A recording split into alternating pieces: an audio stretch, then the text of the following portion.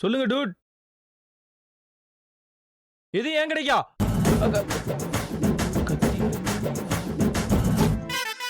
Hello, என்னது? என் கடையில கூட்டம் கூட்டமா கஸ்டமர் வந்து நிற்கிறாங்க. என்ன டூட் சொல்றீங்க?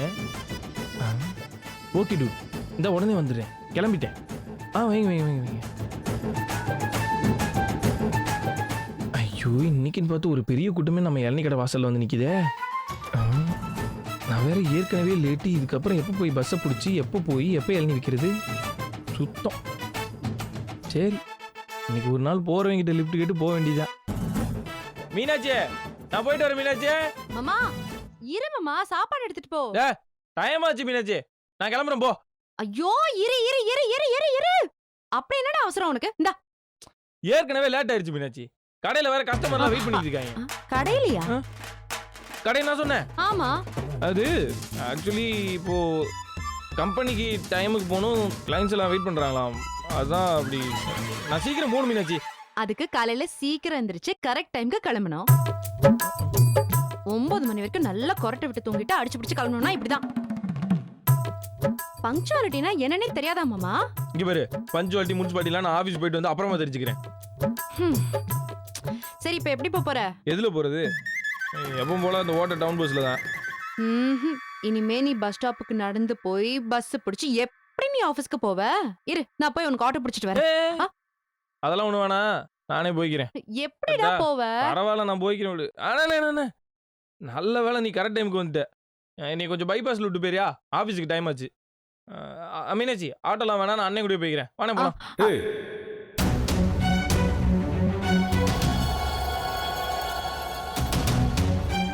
இல்லைண்ணே, ஆஃபீஸுக்கு டைம் ஆயிடுச்சு.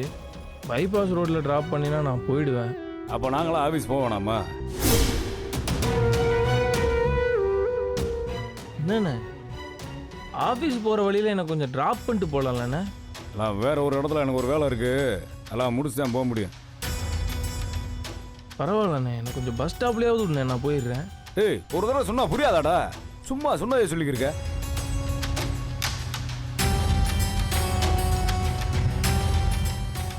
சும்மா அண்ணன் ஒன்று உசுர வாங்க.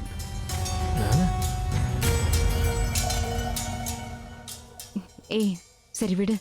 அவர் கூப்பிட்டு போலனா என்ன? நான் ஆட்டோ வர சொல்ல, நீ அதுல போயேன். அண்ணன் இனிமேட்டு என்கிட்ட பழைய மாதிரி பேசாத மீனாட்சி. அவர் பாட்டுக்கு இருந்தாப்புல. அவர் வாழ்க்கைக்கு எடுத்தவனே நான் தான். என்கிட்ட எப்படி அண்ணன் முகம் கொடுத்து பேசும்ல?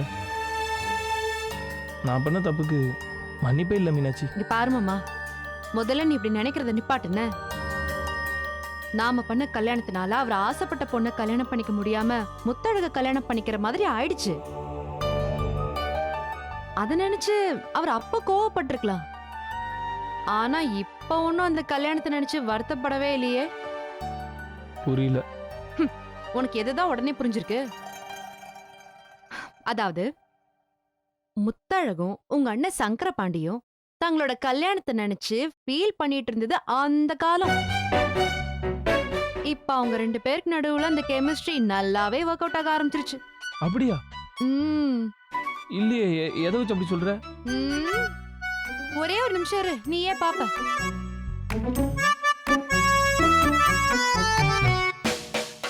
மாமா வெயிட் பண்ணுங்க. இந்தாங்க மாமா.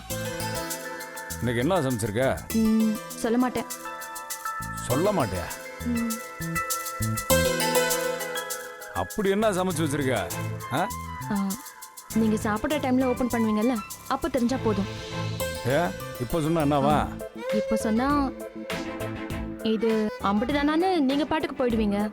லஞ்ச் டைம் வரைக்கும் திறக்காம இருந்தா இந்த புள்ள அப்படி என்ன சமைச்சு வச்சிருக்க நீங்க யோசிச்சுட்டே இருப்பீங்கல்ல, அதுக்குதான். அப்ப நான் ஆபீஸ்ல போய் வேலை செய்யாம நீ என்ன சமைச்சு நினைச்சுக்கிட்டே உட்காந்துருக்கேன், அதானே? நல்ல விவரம் தான். சரி சரி, வரேன் பாப்பா. மாமா, மதியம் வர வரைக்கும் நீங்க லஞ்ச் பாக்ஸ் ஓபன் பண்ண கூடாது, சரியா? மீறி பாத்தீங்க சாமி கண்ணை குத்திருமா?